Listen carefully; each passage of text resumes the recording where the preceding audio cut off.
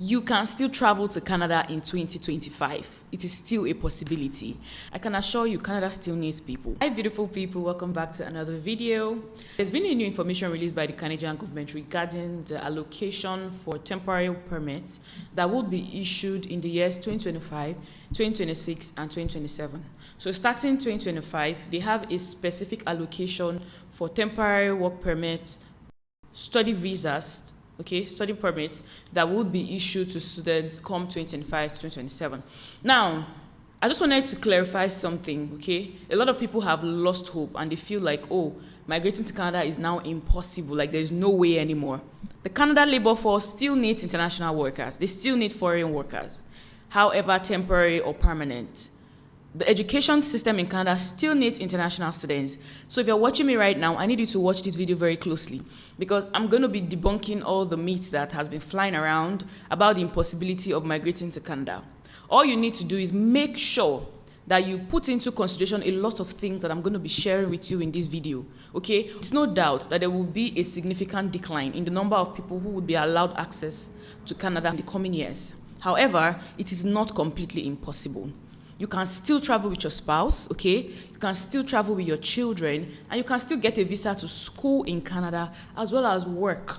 You only need to do these few things that I'm going to be sharing with you in this video. I'm going to be showing you the list, okay, of the allocation that the government has laid down for the number of work permits, study visas that will be issued in 2025 up until 2027. But before we go into that, I will be touching on PGWP, I'll be talking on foreign workers that come in through the LMIA, and I will be talking on spousal work permit, okay? Now, speaking of PGWP, make sure that the program that you're applying to is on the PGWP eligible list. There's already a list, and I made a detailed video on it in the past. You can check my videos, okay? You can find a very detailed video where I broke down some of the courses. All you simply need to do is take the program that you intend to study, go to that list, and if it is not there, then you have to shy away from it if you have plans to stay in Canada long term, okay? Now, once you make sure that the program you're taking is on this list, make sure it's a master's degree program or a PhD program. If your program, okay, in a nutshell, is not a professional program and you are studying on the BSc level,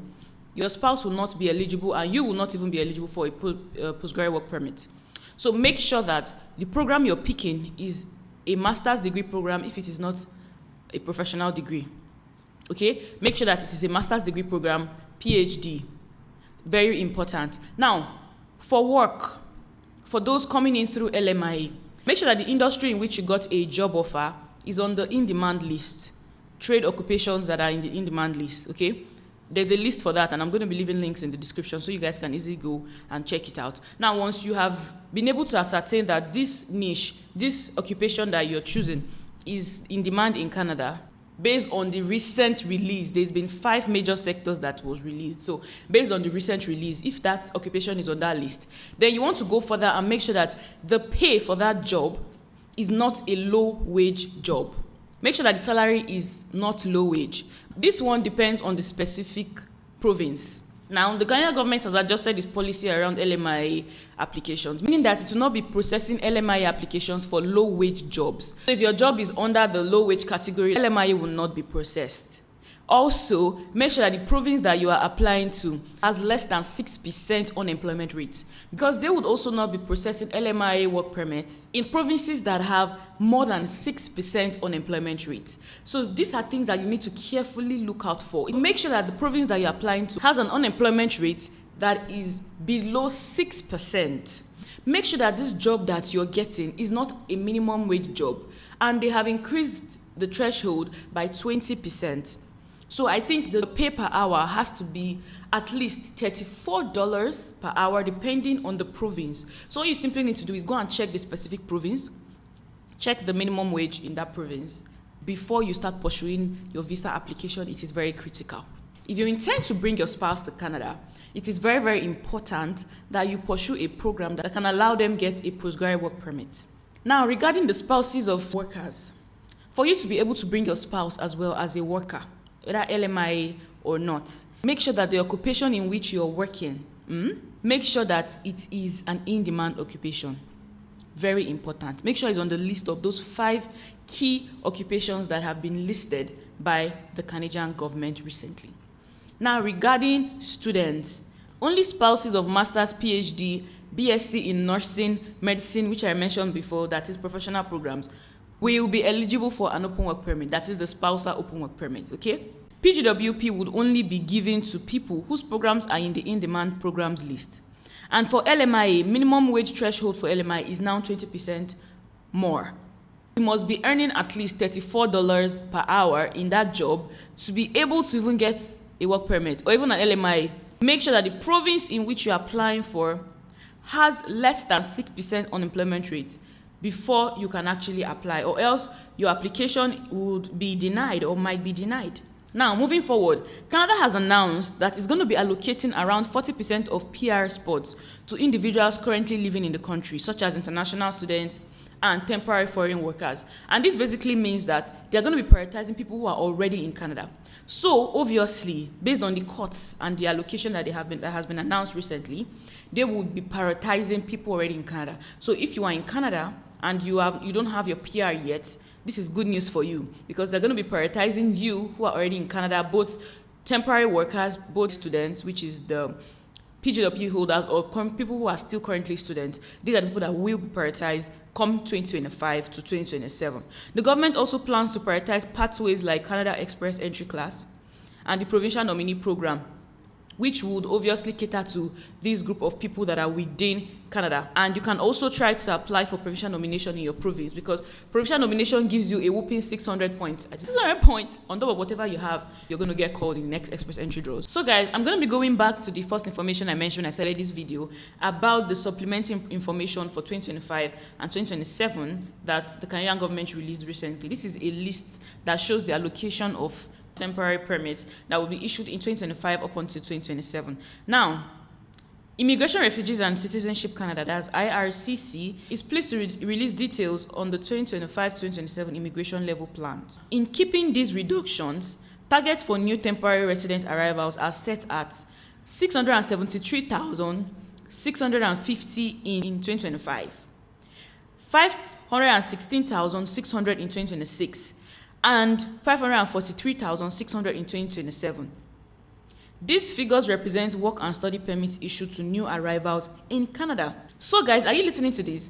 There's going to be an allocation for 670,650 permits in 2025. Canada hasn't closed its doors. The rules are just more stringent. And that means that if you want to actually travel to Canada now, from 2025 up until 2027, you're going to be very careful.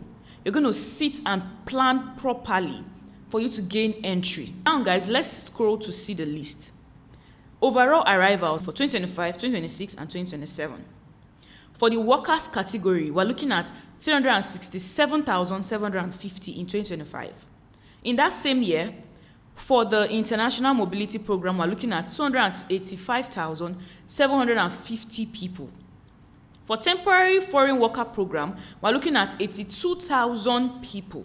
And for students, we have a huge allocation of 305,900 people. So it means that a huge chunk of this allocation would be going to students. So as you can see clearly, guys, there's an allocation for this group of people. It is not impossible.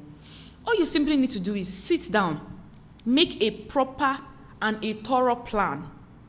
Make sure that you're choosing a course that will not come and waste your time in Canada or waste your money.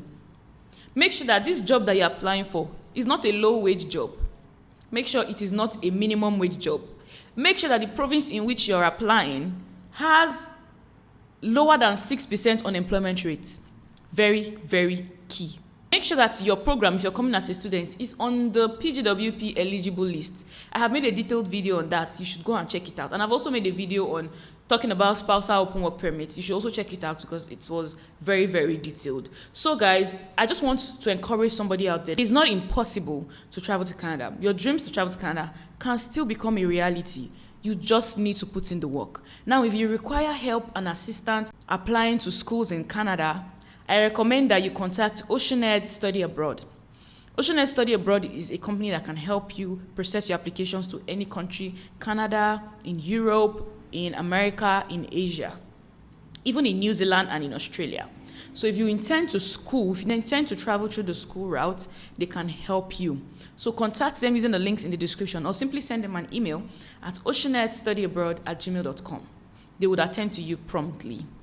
You can also feel free to buy my book, Canada Made Easy. I'm going to leave a link as well in the description. This book is very detailed. It gives you a simple laid down plan that you can use to start your journey to applying and arriving in Canada. With this book, you might not need an agent. With this book, you get every information that you need to know about migrating. Of course, it is important that you go on the website, the IRCC website, frequently for updates, because in recent times there's been serious updates. However, this book is what you need, so feel free to purchase it using the links in my description box. And if you would like to contact me personally for any advice or help, or you want to consult with me based on your specific situation, you can also use the links in the description. Okay, guys, every good stuff you need to know is in the description box. I look forward to hearing from you guys. And if you have questions regarding this video, feel free to drop them in the comment section. If you have contributions, additions and subtractions, or confusions in general, feel free to drop them in the description box, and I will be more than willing to answer your question based on my knowledge. I am not a regulated immigration consultant. I am a researcher. I'm a very passionate researcher. And before I bring information here, I have done my homework. So you can trust that my information and any information I bring to your notice is legit, okay? So thank you so much. I hope that this was helpful. You can feel free to share this video with your friends and family who would also find value in this. And give this video a big thumbs up while you subscribe, okay? And until my next video, I hope you stay blessed and stay kind. Bye.